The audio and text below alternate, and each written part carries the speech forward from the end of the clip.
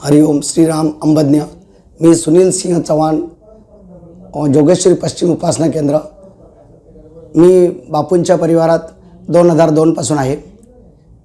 मी आधी फोटोग्राफी व्यवसायात होतो, परंतु तिथे कोणत्याही प्रकारचं स्थैर्य लाभत नव्हतं, अडचणी होत्या। त्यामुळे मला माझी ओढ गावाकडे होती।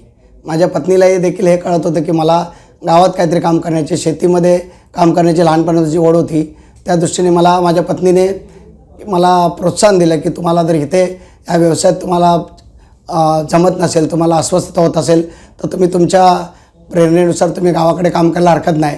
शेतीमध्ये जिथे बाग बगीच्यामध्ये तुम्हाला काम करायला हरकत नाही।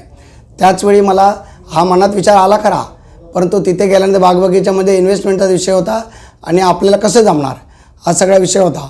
परंतु पत्नीने त्यावेळी देखील साथ दिली आणि तिने सांगितलं की मी तुमच्याबरोबर यायला तयार आहे, मी माझा जॉब सोडते आणि आपण मिळून गावी जाऊ आणि गावी आपल्याला जमेल आपल्या इथल्या घराच्या जवळ। परंतु त्याचवेळी एवढं चांगलं की केवळ मी तो विचार मनात आणला आणि मला गावावरून पुन्हा एक ऑफर आली की गाव इलेक्शन होणार होतं ग्रामपंचायतचं, आणि मला समोरून ऑफर आली की तुम्ही ग्रामपंचायतच्या निवडणुकीसाठी उभे राहा आणि आपण तुम्हाला सरपंच पदासाठी म्हणून उमेदवार घोषित करू।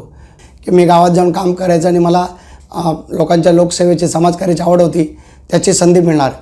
आणि मी बापूंचं प्रवचन ऐकून, बापूंना सांगून तो निर्णय घेतला की मी इलेक्शन लढणार। मी मुंबईत असतानाच इलेक्शन लढलो आणि मोठ्या फरकाने मी ग्रामपंचायतचं निवडणूक जिंकलो आणि मी तिथे जाण्यापूर्वीच माझं सिलेक्शन सरपंच पदाचं झालं होतं। एक मोठी संधी मला बापूंच्या कृपेने मिळाली। मला समाजकार्याची आवड देखील जोपासता आली। माझ्या शेतीच्या कामात मला आंबा, काजू, बांबू या सगळ्या याच्यामध्ये जी आवड ती जोपासता आली आणि त्याचबरोबर फॅमिलीसमोर बरोबर मी एक चांगल्या पद्धतीचं आयुष्य जगू शकलो। त्याचबरोबर माझा दुसरा अनुभव की माझी पत्नी आजारी पडली होती, त्या आजारपणात देखील बापूंनी खूप मोठी साथ दिली। बापूंनी सगळ्या एवढ्या मोठ्या अडचणींतून पुन्हा एकदा मला त्याच्यातून बाहेर काढलं, माझी पत्नीला मरणाच्या दारातून बाहेर काढलं।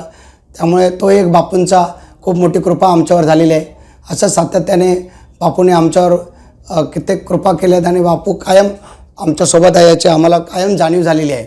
आणि आम्ही बापूंशिवाय आमच्या कोणत्याही आयुष्याची कल्पनाच करू शकत नाही की आमच्या आयुष्यात बापू नसेल तर आमचं आयुष्यच नसेल। त्यामुळे बापूंना एवढीच प्रार्थना आहे की बापू कायम आम्हाला तुमच्या चरणांशी ठेवा, हाच जन्म नव्हे कित्येक जन्म आम्हाला तुमच्यासोबत ठेवा आणि तुमची सेवा, भक्ती सेवा आमच्या हातून घडू दे आणि आम्हाला अधिकाधिक तुमच्या चरणांशी राहण्याची, तुमचं प्रवचन ऐकण्याची संधी मिळू दे। हीच बापूचरणी प्रणा। हरिओम श्रीराम अंबज्ञ नाथ सवित।